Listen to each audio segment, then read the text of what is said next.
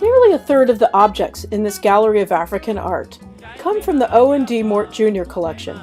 Hundreds more objects from Mort form an important research collection at the Snipe Museum of Art.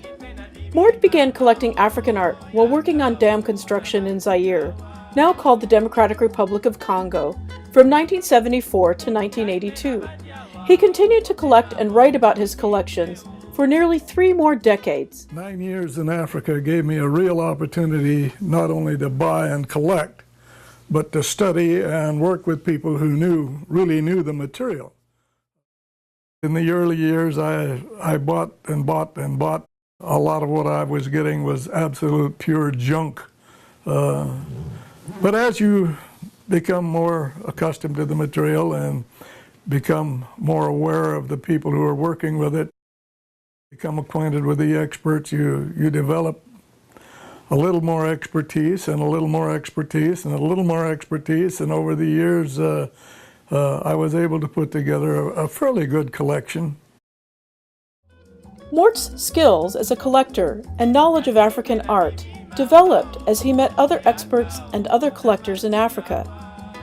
One of the most important moments for him was his introduction to Frère Corneille, director of the National Museums of Congo.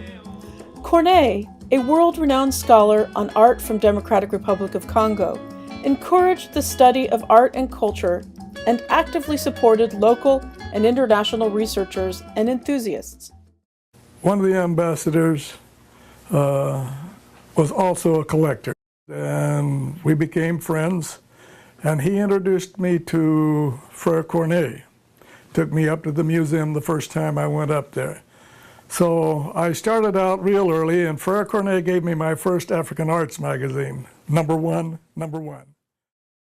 Corneille welcomed Mort to explore the collections and to work with his curatorial staff, including Charlie Hainaut, who continued to advise Mort for decades, even visiting him in Arizona after Mort returned from Africa. I made several trips to the museum before I met Charlie Hainaut, and eventually I met almost all of the people there. You'd be amazed how many weekends I've spent at the National Museum in the warehouses, going over cupboard after cupboard and drawer after drawer and shelf after shelf of thousands and thousands and thousands of pieces. You know, it helps. It doesn't give you everything you need, but it helps. Eventually, Mort made connections to many other collectors in the international community at his home base in Kinshasa, the capital city of Democratic Republic of Congo. He organized dinner receptions at a local hotel where collectors met regularly with staff of the National Museum to learn about works that they collected and to discuss art in Congo. I organized, probably 5 or 6 years after I was there, and found out that not only was I collecting, but a lot of other people in the community were collecting. Every other week, Friday night, get together with fellow collectors and people from the National Museum, and we'd have a dinner, and everybody would bring what they bought in the last couple of weeks, and the people from the museum would look at it and tell us what it was and how it was used and whether it was good or bad.